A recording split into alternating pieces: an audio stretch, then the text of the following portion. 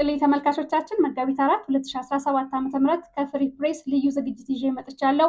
በልዩ ዝግጅት ከፋኖ አይን አዲስ ዋለሊ ጋር ቆይታ አድርጌያለሁ። እንዲሁም ዕለታዊ ዜናዎችን አጠናክሬያለሁ። በቅድሚያ ማደርገው ከፋኖ አይን አዲስ ጋር ያደረኩትን ቆይታ ይሆናል። የአማራ ፋኖ በጎጃም የሴቶች ጉዳይ ኃላፊ ፋኖ አይን አዲስ ዋለልኝን አጠር ላለ ቆይታ አግኝቻታለሁ።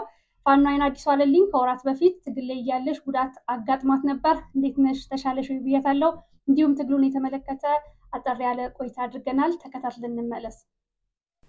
በጣም አመሰግናለሁ። የአማራ ፋኖ በጎጃም የሴቶች ጉዳይ ኃላፊ ፋኖ አይን አዲስ ዋለልኝ በጣም አመሰግናለሁ ፈቃደኛ ስለሆንሽ አጠር ያለ ቆይታን የምናደርገው። መጀመሪያ እንግዲህ ብዙ ሰው የሰማ ይመስለኛል ያጋጠመሽን ያው በትግሉ ውስጥ ትግሉ ቀላል እንዳልሆነ ማሳያ የሆነ ነገር ነው ያጋጠመሽ። እንዴት ነሽ? ደህና ነሽ? ተሻለሽ አይንዬ? እሺ አመሰግናለሁ። እኔም ያው በትግል ሂደት ውስጥ የሚፈጠር ጉዳት ነው የኔ የደረሰብኝ ጉዳት። አሁን በጥሩ ሁኔታ ላይ ይገኛለሁ። ወደ ትግሉ ተመልሻለሁ። በሙሉ ጤንነት ላይ ይገኛለሁ። በዚህ አጋጣሚ ለተጨነቁ ከጎኔ ለነበሩ ሁሉ በጣም አመሰግናለሁ። ያው ትግላችን የህይወት መስዋዕትነትን የሚጠይቅ ብዙ ዋጋ የሚያስከፍል ነው። ግን ሁሉም የሚሆነው ለህዝባችንና ለህዝባችን ብቻ ስለሆነ ሁሉንም በጸጋ ነው የምንቀበል። የኔም ከዚህ የተለየ አይደለም። በሙሉ ጤንነት ላይ ይገኛለሁ። በጣም ደስ ጥሩ ነገር ነው የነገርሽኝ። እንዳልሽው በመስዋዕትነት የታጀበ ትግል ነው የሚካሄደው። ያው ያንቺ መጎዳት ሰምተን ስለነበር ብዙዎቻችን ተጨንቀን ነበር። እንኳን ሰላም ሆንሽ። ስለምትከፊው ስለምታደርጊው መስዋዕትነት ሁሉ ከልብ እናመሰግናለን።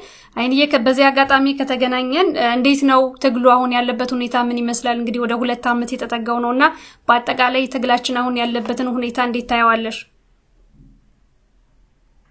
አመሰግናለሁ። እኔም ለተጨነቃችሁ ለሁላችሁም በጣም አመሰግናለሁ። እግዚአብሔር ያክብርልኝ እላለሁ።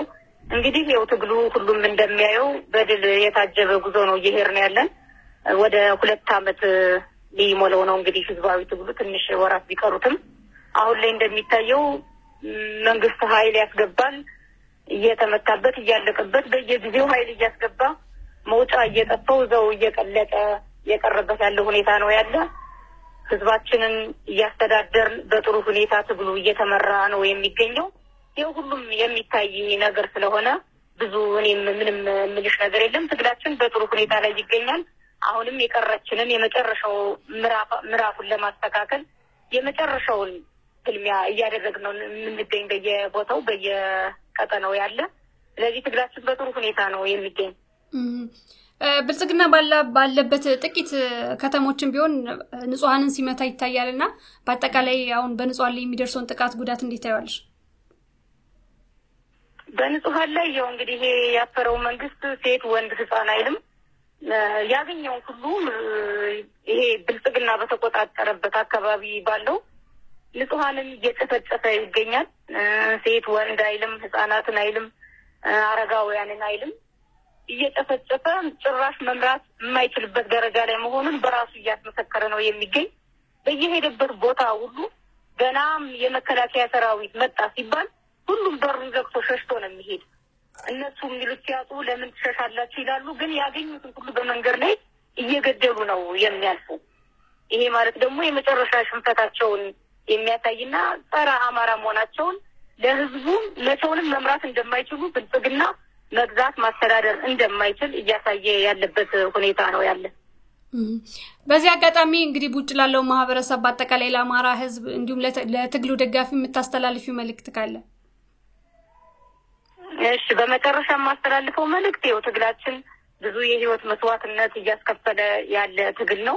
ይሄንን ትግል ደግሞ መጨረሻው እንዲያመርና የመጨረሻው መንገድ ላይ ስለምንገኝ ሁሉም በአንድነት ተባብሮ ወደ መጨረሻው እየሄድን ስለሆነ ሁሉም በአንድነት መቆም አለበት እላለሁ። እንደ አማራ እንደ ፋኖም አንድ ድርጅት ተመስርቶ በአንድ እንድንጓዝ ነው እኔ አደራ ብዬ የማሳስበው። ያው እሱ እያለቀ ያለ ነገር ስለሆነ ሌላው ህዝቡ ሙሉ የአማራ ህዝብ በዲያስፖራውም ሁሉ ለመጨረሻ ፍልሚያችን ድጋፍ እያደረገ በድል እንድንቋጨው ነው የማሳስበው።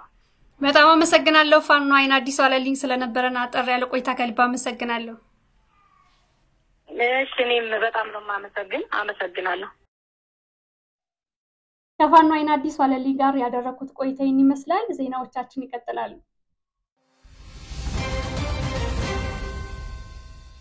ወደ ቀዳሚው ዜና አልፋለሁ። የብልጽግና ሰላይ በፋኖ ተያዘ። የአማራ ፋኖ በወሎ ቤተ አማራ ላስታ ሳምነው ኮር ከህዝብ በተሰጠው ጥቆማና በሰራው የደህንነት ስራ በቡግና ወረዳ አይና ከተማ እሁድ የካቲት 30 2017 ዓ.ም ከጠዋቱ 1 ሰዓት ላይ አይና ኢየሱስ ቅጥር ግቢ ውስጥ በቁጥጥር ስር አውሎታል። ከምዕራብ ጎጃም ዞን ባህር ዳር ዙሪያ አዴት ወረዳ የመጣው የብልጽግና ሰላይ ይከተል ሽባባው ሉሌ ይባላል። ግለሰቡ የተያዘው የቆሎ ተማሪ በመምሰል በቡግና ወረዳ አይና ከተማ የሚውለውና የሚያድረውን በኢየሱስ ሚካኤልና መድኃኔዓለም ቤተክርስቲያናት በተደጋጋሚ ለየት ያለ ባህሪ እያሳየ እንዳለ የተጠራጠሩ የማህበረሰብ ክፍሎች መረጃውን ለተፈራ ማሞ ክፍለ ጦር ያደረሱ ሲሆን ልዩ ክትትል በማድረግ ሊያዝ ችሏል። ይህ የአገዛዙ መረጃና ደህንነት የተሰጠው ተግባርም ፋኖዎችና የፋኖ አመራሮችን ያሉበትን ቦታ ማጥናትና መለየት፣ ካምፖቻቸውን ማወቅ፣ ብዛት ያላቸው የፋኖ አባላትና አመራሮች በእግርም ሆነ በትራንስፖርት ከየት ወደ የት እንደሚንቀሳቀሱ ማጣራትና ማሳወቅ እንዲሁም ፋኖዎችና የፋኖ አመራሮች በአንድ ላይ ባሉበት በድሮን ለማስመታት ባህር ዳር ለሚገኘው የአገዛዙ መረጃና ደህንነት ቡድን መደወልና መረጃ ማድረስ ተልዕኮ ነው የተሰጠኝ ሲል በአንደበቱ መስክሯል። ይህንን ተልዕኮ እንደጨረሱም ራሱና ሌሎች ባልደረቦችን ጨምሮ ለእያንዳንዳቸው 700 ሺህ ብርና ሌሎች ጥቅማ ጥቅሞች እንደሚሰጡት፣ አፈጻጸማቸው ተገምግሞ ሌላ ተልዕኮም እንደሚጠብቃቸው ተናግሯል። በመጨረሻም ይህን መሰል ግለሰቦች በአራቱም የአማራ ግዛቶች ስለተበተኑ ጥንቃቄ እንዲደረግ ያሳሰበው የአማራ ፋኖ በወሎ ቤተ አማራ ነው። ደሴ ከተማ በከበባ ውስጥ ገባች። የአማራ ፋኖ በወሎ ቤተ አማራ ልጅ ኢያሱ ኮር ከወሎ መዲና ደሴ ከተማ በቅርብ ርቀት የሚገኙ ቀጠናዎችን ተቆጣጥሯል። ተጠናክሮ በቀጠለው የህልውና ተጋድሎ የአማራ ፋኖ በወሎ ቤተ አማራ ልጅ ኢያሱ ኮር ራምቦ ክፍለ ጦር ዛሬ ማለትም መጋቢት 4 2017 ዓ.ም በደቡብ ወሎ ዞን ደሴ ዙሪያ ወረዳ መሃል ገንዳ በራራና ጀርጀሮ ቀበሌ 023 024 እና 025 ቀበሌዎች ላይ ከንጋት 11 ሰዓት ጀምሮ በተደረገው ሚሊሻና አድማ ብተና የማጽዳት የግዳጅ ዘመቻ ሙሉ ለሙሉ ተሳክቶ ያለ ምንም መስዋዕትነት ሶስቱን የደሴ ዙሪያ ቀበሌዎችን በጀግንነት ተቆጣጥረዋል። በውጊያው ከ5 በላይ ተማረከ የአገዛዙ ኃይል እንዳለና ከማህበረሰቡ የሰበሰበው ለምለም እንጀራ እንኳን ሳይቀር አዝረክርኮ እግሩ ወዳመራው ቁስለኛ ጭምር ጥሎ መፈርጠጡም ታውቋል። በተጋድሎ 15 ክላሽና ከ2000 በላይ የክላሽ ተተኳሽ ተማርኳል። አሁን በዚህ ሰዓትም ቀበሌዎችን በጀግንነት የተቆጣጠሩት የራምቦ ክፍለ ጦር አመራሮች ስራዎችን እየሰሩ ይገኛሉ። ህዝቡን ባየው ጀግንነት እየተገረመ ሲሰበክ የነበረው የፋኖ መጥፎ ስነ ምግባርና የተበትነዋል ፕሮፓጋንዳ ሐሰት እንደነበር እየመሰከረ ይገኛል። ደሴን ከአገዛዙ ቁጥጥር ነፃ ለማድረግ የሚደረገው ዙሪያ ከበባ የመጀመሪያ ምዕራፍ በጥሩ ጅማሮ ተጀምሯል። ከደሴ በቅርብ ርቀት ላይ ሰፍረው ሰኞ ገበያን አሻግረው እየተመለከቱ እንደሆነ ደሴን በቅርብ እንደሚዘይሯት በጀግንነት መልእክት አስተላልፏል ሲል መረጃውን የነገረን የአማራ ፋኖ በወሎ ቤተ አማራ የልጅ ኢያሱ ክፍለ ጦር ህዝብ ግንኙነት ነው።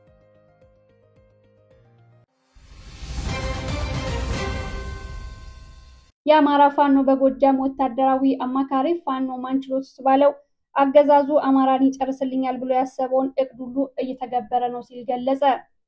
ብልጽግና ያዝለቀቅ እያደረገ አይደለም፣ የትኛውም የማያዳግም አርጎ አማራን ይጨርስልኛል ብሎ አስሩንም እየሞከረ ነው። ስለት እየመረጠ ነው እንጂ ላፍታም አልተዘናጋም ብሏል። በማህበራዊ ድረገጹ ትግል ማለቂያ የለውም፣ የኛ ብስለት የሚለካው ደግሞ ቅደም ተከተሎችን ለይቶ በመከወን ነው። የህልውና ትግላችን ላይ ፍንክች የለም፣ ሁሉም ነገር ጊዜውን ጠብቆ እየተጓዘ ይመስላል። ይህ ወርቃማ እድል ካመለጠን ማጣፊያው ያጥረንና እንዳይሆን ሆነን እንደ አማራ እንጠፋለን። ይህ እንዳይሆን አማራ ሆኖ የመስራት እምቅ አቅም አለን።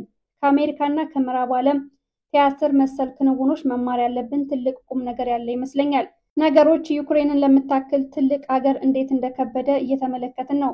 ስለዚህ በመጀመሪያ እንደ አማራ ፋኖ ዓለም አቀፍ የፖለቲካ አካልነት እውቅናን መጎናጸፍ አለብን። ያ ደግሞ የሚሆነው በወታደራዊና ፖለቲካዊ አደረጃጀት ስር ብቻ ነው። ከዚህ በኋላ ሁሉ ነገር በየፈርጁ የአቅምን ያክል እየተሰራ ወደ ድል ይጓዛል። ብዙ ተስፋ አስቆራጭ ክስተቶች ቀስ በቀስ ሊወሩን እንዳይሞክሩ ዛሬም ቅንነትን ያነገቡ ውይይቶች አንድነታችንን ሊያበስሩ ደፋ ቀና እያሉ ነው።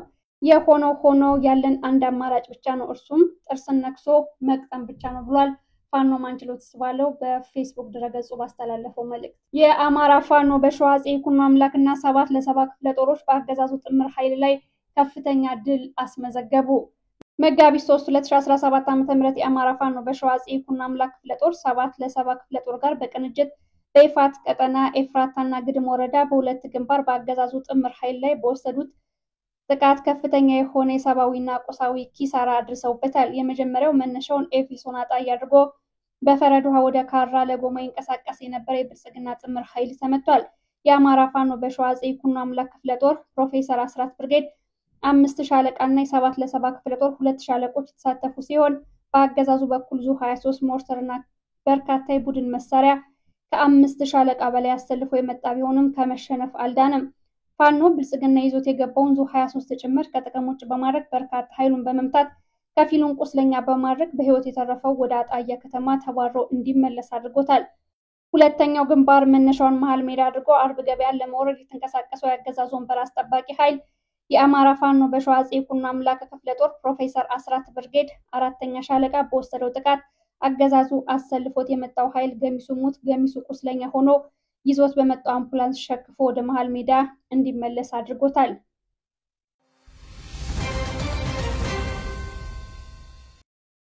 አማራን በመካድ የሚታወቀው የጦር ኃይሎች ምክትል ጠቅላይ ኢታማዦር ሹም ጄኔራል አበባው ታደሰ በብርቱ ህመም ላይ መሆኑ ታወቀ።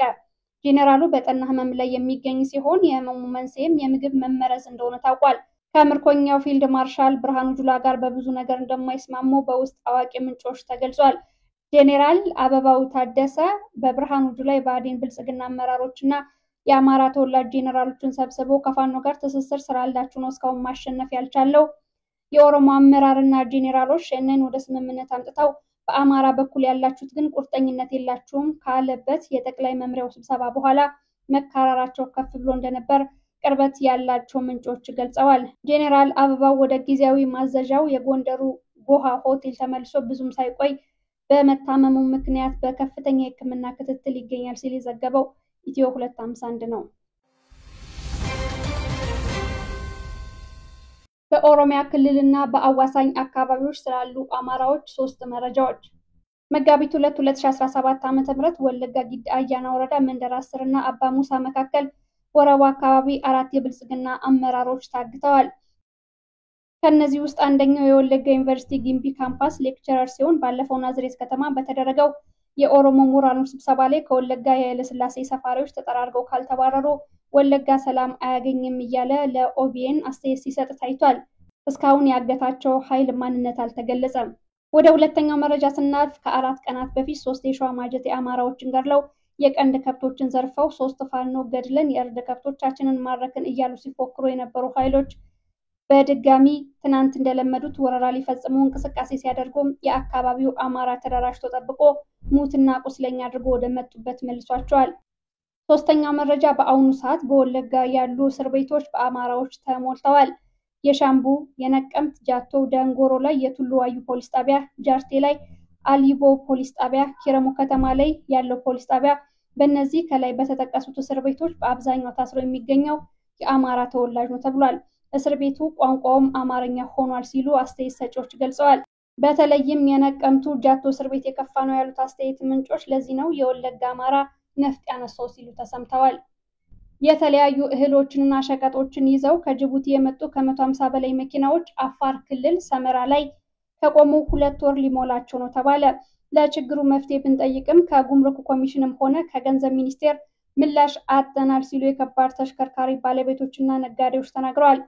የሰመራ ጉምሩክ ቅርንጫፍ በበኩሉ የሰመራ ጉምሩክ ቅርንጫፍ ጽሕፈት ቤት በበኩሉ በሌሎችም ቅርንጫፎች መኪናዎች መቆማቸውን ጠቅሶ ከላይ የሚሰጠንን ውሳኔ እየጠበቅን ነው ብሏል ሲል የዘገበው ሸገር ነው። የዕለቱ ዜናዎች እነዚህን ይመስላሉ። ስለተከታተላችሁን ከልብ እናመሰግናለን። መልካም ጊዜ